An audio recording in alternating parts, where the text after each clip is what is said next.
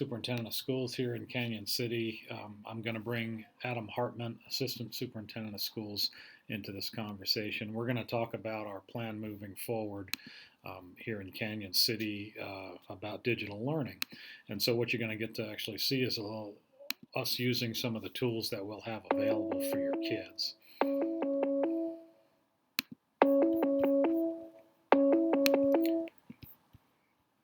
Hey, Mr. Hartman. Hello, Mr. Welsh. You can hear me all right? Yeah, I hear you well. Can you hear me okay? Yeah, sure can. So I'm trying to record this conversation so that we can share it to the community, and we'll go ahead and cover some of the important information.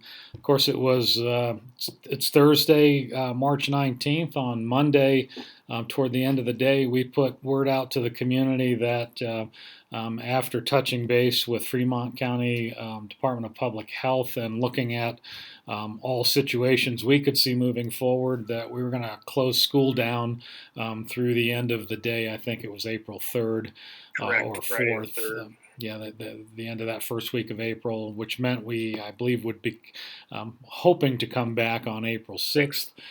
Things changed yesterday, Wednesday, March 18th. Governor Polis used his emergency powers to declare all schools closed down for face-to-face instruction with students through April 17th, which means that the earliest possibility of our returning to regular classes would be April 20th. And something I would like the community to keep in mind here is that that would be very hopeful. I think at this point, as we're seeing things develop in the nation and in the world, we might start proceeding from a reality that we may not have kids back in our buildings before the end of the school year. And that all being said, what I thought we might do would be to share with the community some of the things we have planned, certainly for the short term, and if need be for the long term, as far as instruction. So Mr. Hartman's been working all week with our K-5 building principals on a plan to deliver instruction for students in kindergarten through 5th grade. What's that look like right now, Mr. Hartman? Sure. Yeah, just a little bit of timeline. I am very pleased that we were able to make the decision back on the week of the 9th, actually, to go ahead and send some materials home with kids, thinking that it might be that we would have to close. I'm glad we did that. So families, community members, please know that your elementary age child has brought home some work that essentially is a way to keep them academically. The term that I've been using is kind of a touchstone, that they can still continue to touch base and be part of the learning process. That's for the week of the 23rd. The week of the 23rd on our end as a school district for our K-5 folks is very much going to be the planning and prep portion of this for what learning can and will look like for the following week, which would mean that we're actually going to be starting services, and there's really a few different things that can look like. It could be interaction such as this, what George and I are doing right now with actual in-person, through the internet, I should say, interaction between teachers and kids. But it could also be digital resources. We'll talk in a moment about where there's some digital resource library that we've already put together onto our website. And then also there is going to be a time for some paper material.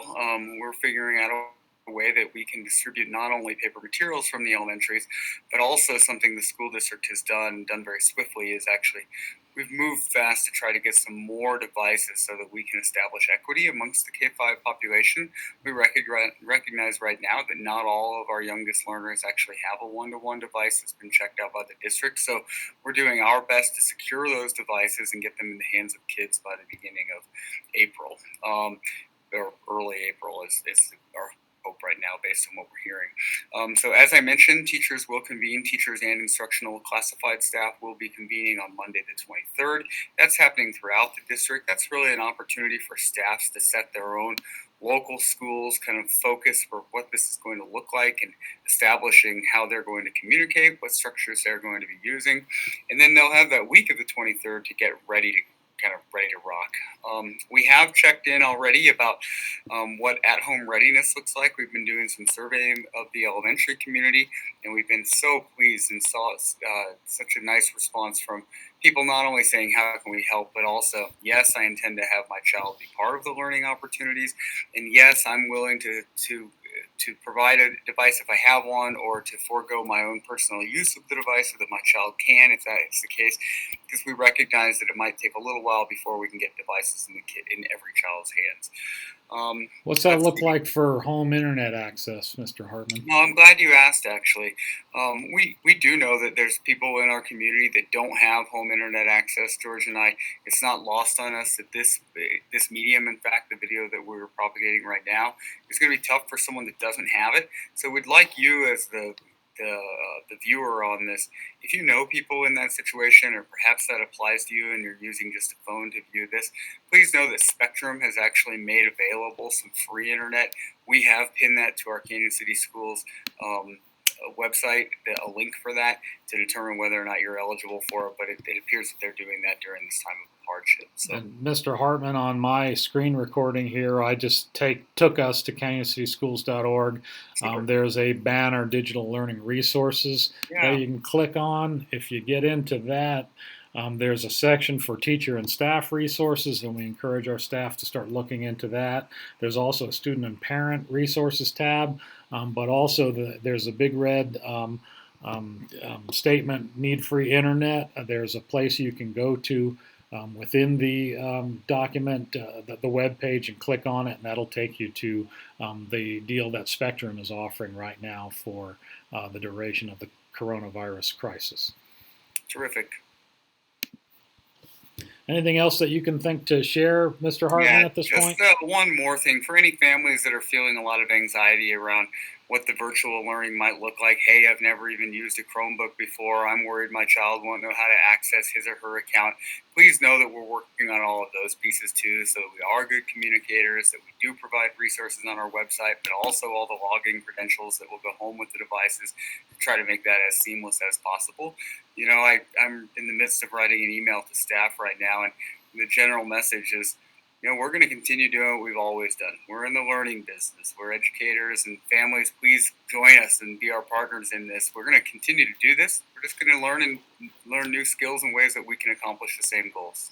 Wonderful. I've been kind of sharing it as a sort of an amazing 8-week potential professional development Yeah, process for staff and students on it how to provides best that. use 21st century schools. Here we are. So my job has been getting the 6th through 12th grade instruction up and running, and I've relied on principals for the most part to set what I would call guardrails around that. They're being very thoughtful at this point as to what is going to be a good mode by which to deliver this, and how much expectation to do that. And just to let parents know in terms of timelines, we're going to let our staff work together next Monday, Tuesday, and Wednesday, and we hope to have a bit of a soft start by next Thursday. And that soft start will actually be a lesson that we would like you to share with your child, so that you can see how some of the tools we're going to be using work. And of course, the 6th through 12th grade students already have a Chromebook in hand. High schoolers have been dealing with this for a year and 3/4 now, and this was our first year with grades 6 through 8 students as well. So both staff and students are a little bit further ahead in terms of getting this kind of stuff started. Once again, though, if you're dealing with someone you know who doesn't have home internet access, or you are viewing this on a phone and you would like to access that, go to our website, or contact us ultimately, and we'll be happy to share with you that information. So once again, we're hoping that gets going by Thursday, March 23rd. One other thing that's a pretty big topic in the community is, we have a lot of students who participate in our free and reduced lunch program, and that's going to continue going. In fact, the kickoff for that is next Monday. There's information put out on social media and directly to you as parents that'll explain where that's going on. Basically, each of our school parking lots at a designated time during the day, it's grab and go meals, and the meals are actually going to be 2 days worth. If you go on Monday, you will get Monday and Tuesday breakfast and lunch. And if you go on Wednesday, you'll get Wednesday and Thursday breakfast and lunch. And I think on Friday they're even going to give 2 more meals as well. So folks who are struggling on that end will be able to take care of that still. On a final note, I hope I have this up and ready to go. Yes, I do. I'm going to share with you an email address, COVID-19 at info@canyoncityschools.org. Any question about anything you have to do with what's going on while the school district is in this situation, please just send it to that email, and that'll get parceled out to who might be the most effective person to answer that question as quick as possible. And life goes on. We have a board meeting scheduled for next Monday, March 23rd, at 5:30 p.m. We are going to have the board here in place, but properly social distanced. We are going to allow people to call in and participate in the meeting as well. And there's a phone number, 567-459-0086, and a PIN number, 9-digit PIN number, and you hit pound afterwards. That'll get you into the meeting where you can listen to it. And I believe we're also going to try to just record it so that you could also follow on yourself. There probably won't be a whole lot of big stuff happening at the meeting. It's very routine, but there might be some conversation about all the things we're trying to do at this very moment in time. So, Mr. Hartman, thanks for joining me. Thank you for having me. Folks out there, we'll continue to be in touch as situations change. We appreciate you trusting your kids with us person to person when we can have them, and we hope you know we're going to be all working our tails off for you to move your kids forward as far as learning. So thanks so much.